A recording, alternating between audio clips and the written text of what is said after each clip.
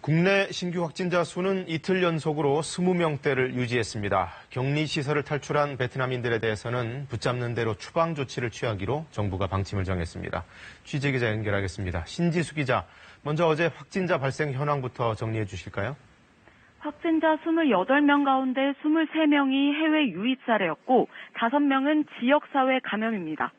해외 유입 사례를 국가별로 보면 키르기스탄 입국자가 7명으로 가장 많았고 미국 4명, 모로코 2명 등 모두 12개 나라 입국자들이 확진 판정을 받았습니다. 지역사회 감염을 살펴보면 서울 종로구의 투자회사와 송파구의 지인 모임을 통해 각각 1명이 추가 확진됐습니다. 부산 신선부두의 러시아 선박과 관련해선 선박 수리업체 직원의 가족 1명이 확진되는 등 3차 감염이 확산되고 있습니다.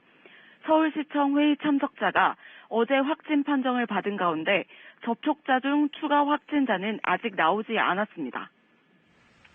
자, 임시생활시설 탈출했던 베트남 사람들 아직 소재 파악은 안 되고 있는 거죠? 네, 그제 베트남인 3명이 경기도 김포시에 있는 임시생활시설을 탈출해 소재가 아직 파악되지 않고 있습니다. 정부는 이들을 찾는 대로 감염병 예방법에 따라 고발하고 강제 추방하겠다고 밝혔습니다. 또 임시생활시설의 보안과 통제도 강화하기로 했습니다.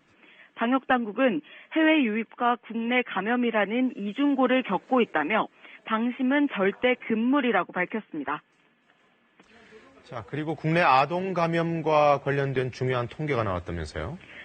국내에서 코로나19에 감염된 아동 확진자는 5월 이후 모두 111명인데 가족 간 전파로 인한 사례가 가장 많은 것으로 조사됐습니다. 학교 안에서 전파된 것으로 추정되는 사례도 한 건 있었습니다. 방역당국은 방학 동안에는 학원에 있는 시간이 늘고 다중 이용시설을 많이 이용하는 만큼 방역수칙을 잘 지켜달라고 요청했습니다. 한편 서울시는 코로나19 의심 환자를 세 유형으로 나눠 119 출동과 이송 지침을 마련해 관계기관에 배포하기로 했습니다. 지금까지 사회부에서 전해드렸습니다.